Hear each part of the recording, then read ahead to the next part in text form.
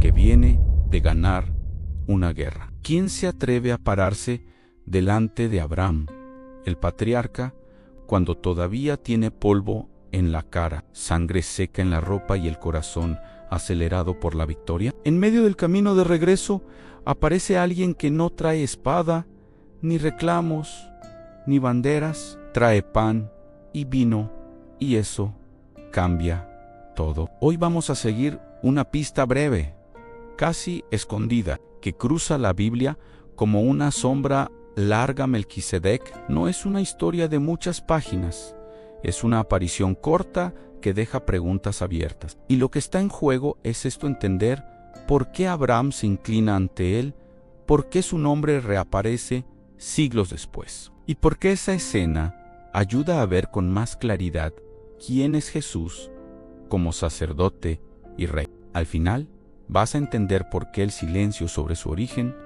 no es un error, sino parte del mensaje. Antes de hablar del misterio, hay que volver al polvo del camino.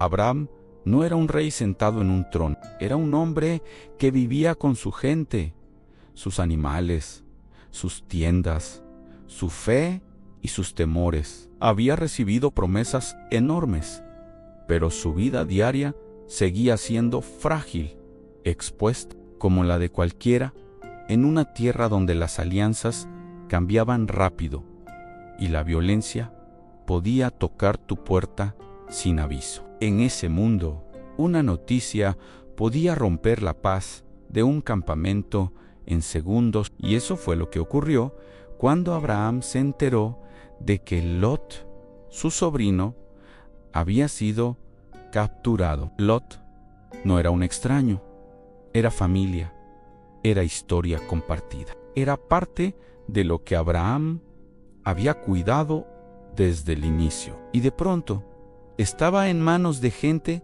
que no iba a negociar con ternura.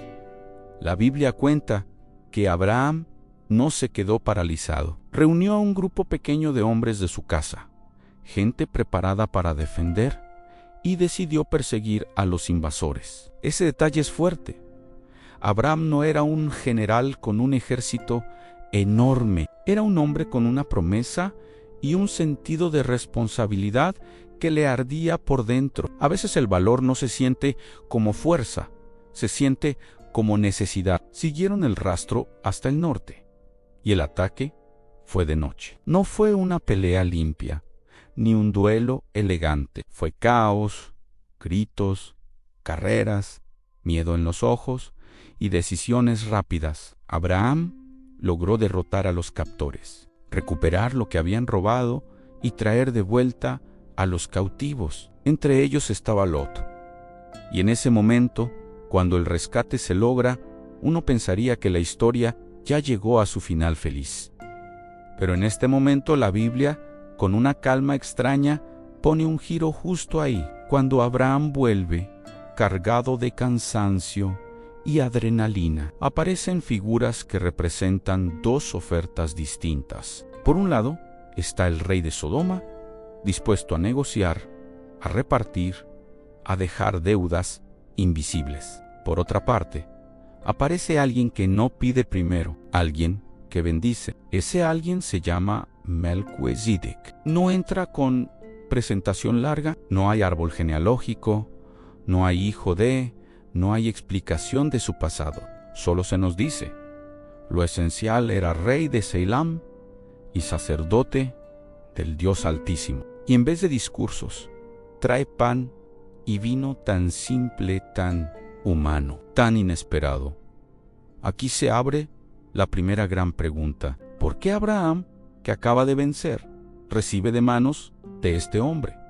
¿Por qué acepta su bendición? Y todavía más, ¿por qué le entrega una décima parte de lo recuperado? Si Abraham es el protagonista, ¿por qué de pronto actúa como alguien que reconoce a otro por encima de él en lo espiritual? En el relato, este personaje, Melquisedec, levanta su voz y bendice a Abraham, reconociendo que la victoria no salió solo del músculo ni de la estrategia, sino de Dios, y también bendice a Dios como dueño del cielo y la tierra. como el que sostiene lo que no se puede sostener con las manos. Es una bendición que pone orden después del caos. Una forma de decir, esto no termina en el campo de batalla. Y Abraham responde con un gesto concreto, le da el diezmo. No se nos explica con detalle qué sintió, pero el acto habla. Abraham está diciendo, sin palabras largas, reconozco autoridad espiritual aquí. Reconozco que no estoy por encima de todo. Reconozco que necesito ser bendecido, incluso cuando parece que gané. Eso ya sería suficiente para que Melquisedec quedara como una escena bonita. Pero no es solo eso. Lo que lo vuelve enigmático es como la Biblia lo ubica. En la historia de Israel, más adelante, el sacerdocio se relaciona con una línea familiar muy específica. Los sacerdotes vienen de una tribu y los reyes vienen de otra. Y sin embargo, aquí hay un hombre que es rey y sacerdote al mismo tiempo y además no pertenece al pueblo de Abraham, según lo que se nos cuenta. Su nombre también añade capas. Se suele entender que su nombre está asociado con justicia y Selam se relaciona con paz. Incluso hay quienes identifican Selam con una forma antigua de Jerusalén, aunque el texto no se detiene a probarlo, pero solo con esos elementos, la imagen es fuerte justicia y paz en una sola persona, apareciendo justo después de una guerra. Y aquí viene un detalle que mucha gente pasa rápido. Melquisedec no llega para celebrar el poder de Abraham, llega para redirigir el corazón de Abraham, porque una victoria puede inflarte por dentro, puede hacerte sentir invencible o puede volverte adicto a ganar. Melquisedec aparece como una interrupción santa, como si el cielo dijera, no conviertas esto en ídolo. Hay algo muy actual en eso. A veces uno logra lo que buscaba: cerrar un trato, salir de una crisis, ganar una discusión, sobrevivir una temporada dura. Y aún así, por dentro queda tensión, orgullo o una necesidad de controlar todo para que no se repita el miedo. Es justo ahí donde más falta hacer una voz que te bendiga y te ubique, sin humillarte, pero sin alimentarte el ego. Volvamos al momento. Abraham recibe pan y vino. En lo inmediato, eso es alimento para un hombre y su gente que vienen de pelear. Es hospitalidad en medio de la intemperie, pero también es un gesto que, para muchos lectores cristianos, suena como un eco a algo que vendrá después: una mesa, una alianza, una comunión. Dicho con cuidado, sin forzar el texto, puede leerse como un detalle sencillo que, con el tiempo, muchos han visto lleno de significado. Y todavía no hemos hablado del otro personaje del camino, el rey de Sodoma. Él le ofrece a Abraham una especie de acuerdo: quédate con lo material, devuélveme las personas. Algo así. Suena práctico, suena tentador. Y en ese instante, Abraham tiene que elegir qué historia va a contar sobre sí mismo: la de un hombre que se enriqueció con la guerra o la de un hombre que fue sostenido por Dios. La Biblia muestra que Abraham rechaza tomar riquezas que lo aten a Sodoma, como si no quisiera que después alguien le dijera: yo te hice grande. Es una decisión de libertad interior. Y es difícil no ver cómo el encuentro con Melquisedec prepara ese gesto. Primero, recibe bendición. Luego, rechaza una oferta que podría manchar esa bendición. Hasta aquí, Melquisedec ya cumplió un papel clave, pero entonces aparece el silencio. El relato no nos da su historia, no nos dice cuándo nació, no nos dice quién fue su padre, No nos cuenta cómo llegó a ser sacerdote del Dios Altísimo, y podríamos pensar, bueno, es un personaje secundario, y ya. El problema es que la Biblia no lo deja ahí. Su nombre vuelve siglos después, en un salmo atribuido a David. Aparece una frase sorprendente, habla de un sacerdote para siempre, según el orden de Melquisedec. No es una explicación larga, es una declaración. Y eso enciende otra pregunta. Si el sacerdocio en Israel llegó a estar ligado a una familia específica, ¿por qué mencionar un orden distinto, anterior, fuera de esa línea? Ese salmo dibuja a una figura exaltada, cercana a Dios de una manera que suena a autoridad y victoria. Y de pronto, sin previo aviso, conecta esa figura con Melquisedec. Es como si dijera el liderazgo que viene no será solo político, tendrá un sacerdocio que no se entiende con las reglas habituales. La pista se vuelve más clara, pero el misterio también crece. Y después, muchos años más tarde, aparece otra pieza decisiva, la carta a los Hebreos. No es un texto que cuente una aventura con caballos y espadas, es una carta que intenta responder una tensión real. Para muchos judíos, la idea de un Mesías tenía que encajar en categorías conocidas. Pero Jesús, según los evangelios, no era sacerdote de la línea tradicional. Entonces, la pregunta arde: ¿cómo puede ser sumo sacerdote? La carta a los Hebreos responde llevando al lector de regreso a ese momento breve con Abraham. Es como si dijera: miren atrás, antes de que existiera el sistema sacerdotal que ustedes conocen, ya aparece un sacerdote del Dios Altísimo, y Abraham lo reconoce.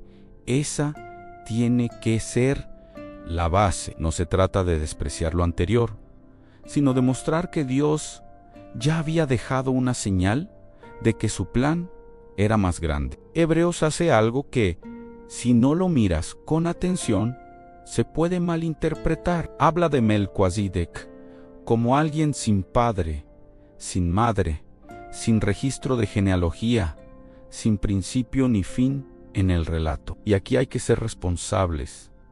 Eso no significa automáticamente que fuera un ser inmortal. El punto es que en el texto de Génesis no se registra su linaje, y en una cultura donde el linaje lo era casi todo, esa ausencia se vuelve significativa. Es como si el relato lo presentara sin biografía, para que su función se destaque sacerdote y rey. Y eso permite a Hebreos usarlo como una figura que apunta a un sacerdocio diferente, no sostenido por papeles familiares, sino por un llamado de Dios, no porque la sangre humana sea mal, sino porque el plan de Dios no queda encerrado en un sistema que se desgasta con el tiempo. El libro de Hebreos también hace una observación que parece técnica, pero es poderosa. En la lógica bíblica, quien bendice es más que quien recibe la bendición. Y Melquisedec bendice a Abraham. Abraham, el hombre de la promesa, el padre de una nación. Eso sugiere que el sacerdocio representado por Melquisedec no está por debajo del de Abraham, sino por encima en autoridad espiritual. Y luego viene el detalle del diezmo. Abraham entrega una parte de todo a Melquisedec. Hebreos interpreta eso como una señal de que, de alguna manera, incluso el sacerdocio que vendría después, ligado a los descendientes de Abraham, queda en una posición menor frente a este orden más antiguo. Esto no es un ataque, es una comparación que busca explicar por qué Jesús no necesita entrar por la puerta de siempre para ser sacerdote, porque el problema del sacerdocio humano, por bueno que sea, es que se enfrenta a un límite inevitable, la muerte. Un sacerdote sirve y luego mueren y otro lo reemplaza. Y así, generación tras generación. Hebreos insiste en que en Jesús hay algo distinto, no porque Jesús ignore el dolor humano, sino porque su vida no termina como la de los demás.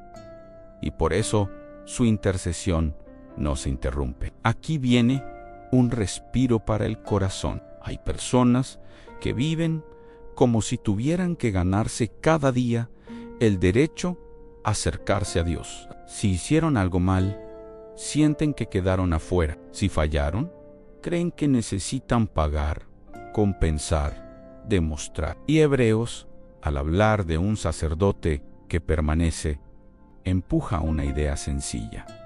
No estás solo tratando de tocar el cielo con los dedos. Hay alguien que abre camino y no se cansa. Y entonces regresamos a la pregunta que muchos se hacen con Melquisedec.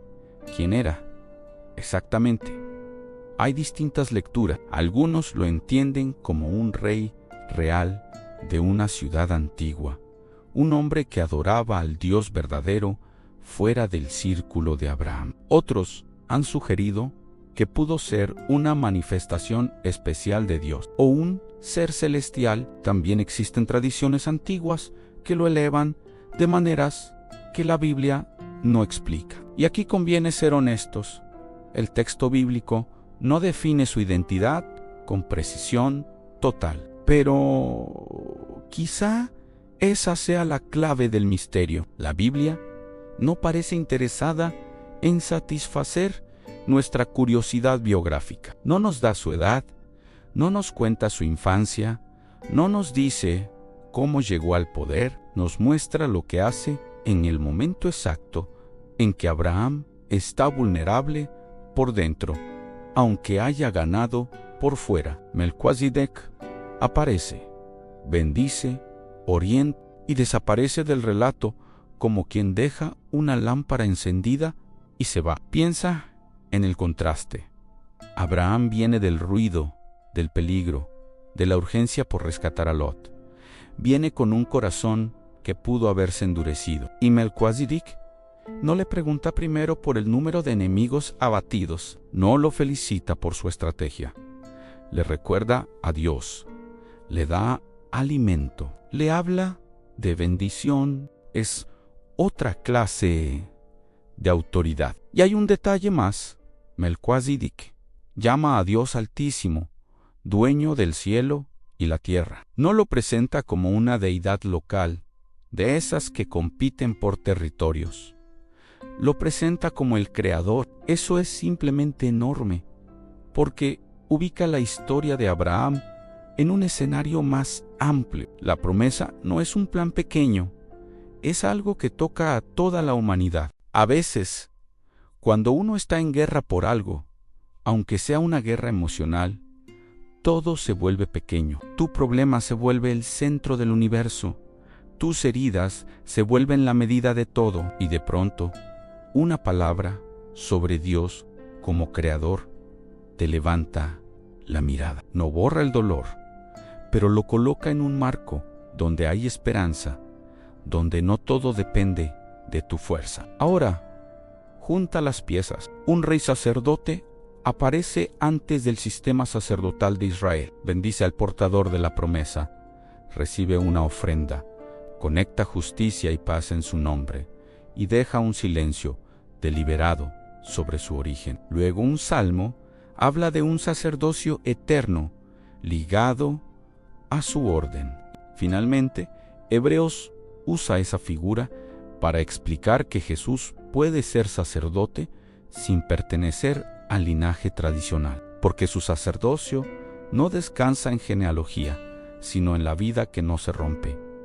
Y aquí el misterio se vuelve personal, porque la pregunta ya no es solo ¿quién fue Melquisedec? La pregunta se vuelve ¿qué significa que Dios haya querido mostrar un sacerdocio que no depende de tu apellido, de tus antecedentes, de tus credenciales? Hay personas que se sienten lejos de Dios por su historia familiar o por errores repetidos o por vergüenza. Y el mensaje que asoma en esta figura es más amplio.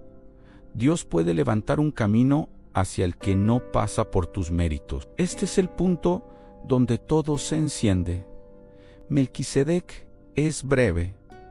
Sí, pero en este caso, su aparición es como una puerta entreabierta hacia algo más. No es una biografía, es un anuncio. Es como si la Biblia dijera: habrá un rey que no solo gobierna con poder, sino que también media con compasión. Habrá un sacerdote que no solo ofrece ritos, sino que trae paz real, y cuando llegue, no dependerá de un sistema que envejece. Permanecerá, porque lo que mucha gente necesita no es solo un líder fuerte, ni solo un consejero espiritual.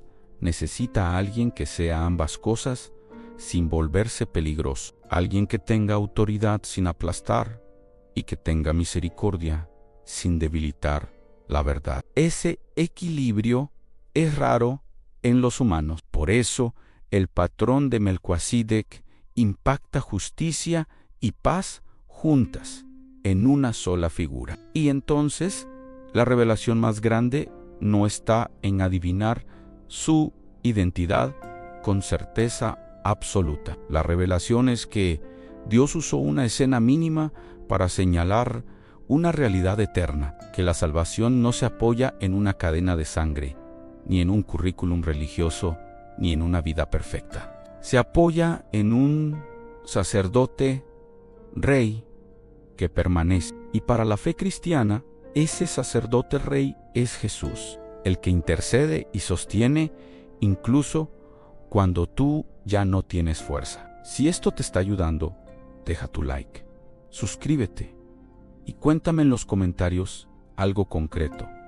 ¿En qué área de tu vida te cuesta más bajar la guardia y recibir bendición? Justo después de una batalla. Ahora sí, cerremos los dos hilos que dejamos abiertos desde el inicio. Primero, el pan y el vino. En la escena son alimento real para un hombre cansado y para su gente. Eso ya es suficiente para que sea significativo.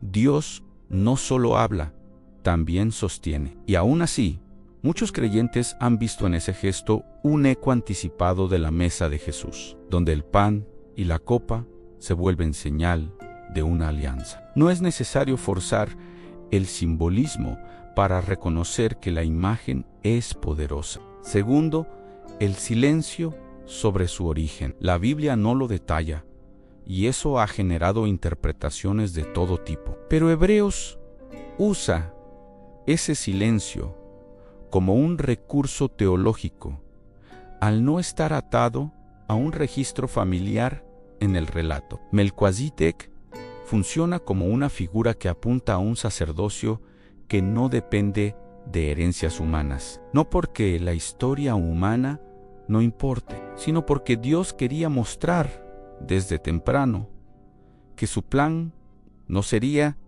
exclusivo ni limitado. Y queda una tercera pregunta, la del diezmo. ¿Por qué Abraham da? No parece un acto de presión, no parece una cuota, es respuesta a una bendición recibida.